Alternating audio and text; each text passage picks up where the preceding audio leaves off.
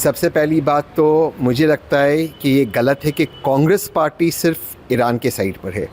माननीय सोनिया गांधी जी का एक लेख आया था अखबार के अंदर, उन्होंने ये भी बताया कि इजराइल भी भारत का दोस्त है और ईरान का भी, और भारत की दोस्ती हज़ारों साल पुरानी दोस्ती है।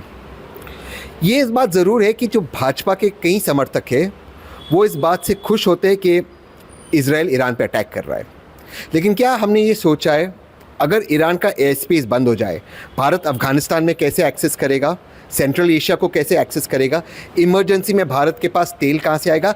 ईरान भी भारत का दोस्त है, इजराइल भी भारत का दोस्त है, और भारत चाहता है, और ये भारत का ऑफिशियल स्टैंड है, कि दोनों मुल्कों के बीच दोस्ती हो जाए। मुझे समझ में नहीं आता इसमें भाजपा को भारत और कांग्रेस पे क्यों अटैक करना है, जबकि भारत का ऑफिशियल स्टैंड है दोनों के बीच में दोस्ती होनी चाहिए। माननीय विपक्ष के नेता ने आज कुछ बहुत गंभीर सवाल उठाए माननीय इलेक्शन कमीशन के ऊपर, और इन सवालों का जवाब नहीं देना है, इसलिए भाजपा माननीय विपक्ष के नेता पे व्यक्तिगत हमले कर रहे हैं। सवाल ये है कि माननीय विपक्ष के नेता विदेश क्यों गए, क्योंकि उनकी जो भतीजी है उनका ग्रेजुएशन सेरेमनी है, इसके लिए वो गए विदेश। वो एक फैमिली फंक्शन के अंदर गए, वो वापस आ रहे, लेकिन भाजपा उन पे निजी हमले करने के बदले इलेक्शन कमीशन और माननीय चीफ इलेक्शन कमिश्नर जो सवाल माननीय विपक्ष के नेता ने उठाया है उसका जवाब दे। माननीय विपक्ष के नेता ने जो सवाल महाराष्ट्र के चुनाव को लेकर उठाए हैं वो बेहद गंभीर सवाल है, और उन्होंने वो पब्लिक डोमेन में उठाए।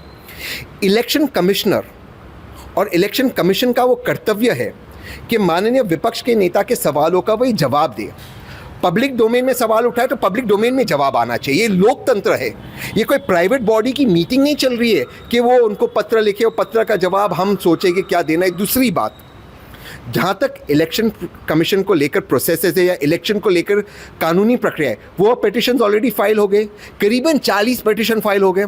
अब कोर्ट को तो माननीय मोदी जी कंट्रोल नहीं करते, माननीय विपक्ष के नेता कंट्रोल नहीं करते, इलेक्शन कमीशन कंट्रोल नहीं करता। वो कोर्ट में उसका उन जो इलेक्शन पिटिशंस है उनका जवाब आएगा, लेकिन इलेक्शन कमिश्नर और इलेक्शन कमीशन से जो सवाल पूछे गए उसका जवाब वो सार्वजनिक तौर से पब्लिक मन से क्यों नहीं दे रही इलेक्शन कमीशन, इसका जवाब भारत की जनता जानना चाहती है। ये सारा लोकल पॉलिटिक्स है, लेकिन ये सवाल दूसरा भी हो सकता है, क्या माननीय एकनाथ शिंदे जी कांग्रेस के साथ आ जाएंगे?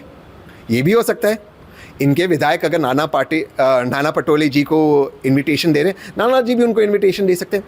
बात ये है कि लोकल पॉलिटिक्स महाराष्ट्र में अलग होती है, राज्य की पॉलिटिक्स अलग होती है, और अगर लोकल बॉडी में माननीय एकनाथ शिंदे जी के लोग कांग्रेस के साथ जा रहे हैं, इसका मतलब है कहीं ना कहीं एकनाथ शिंदे जी भी नाराज़ है।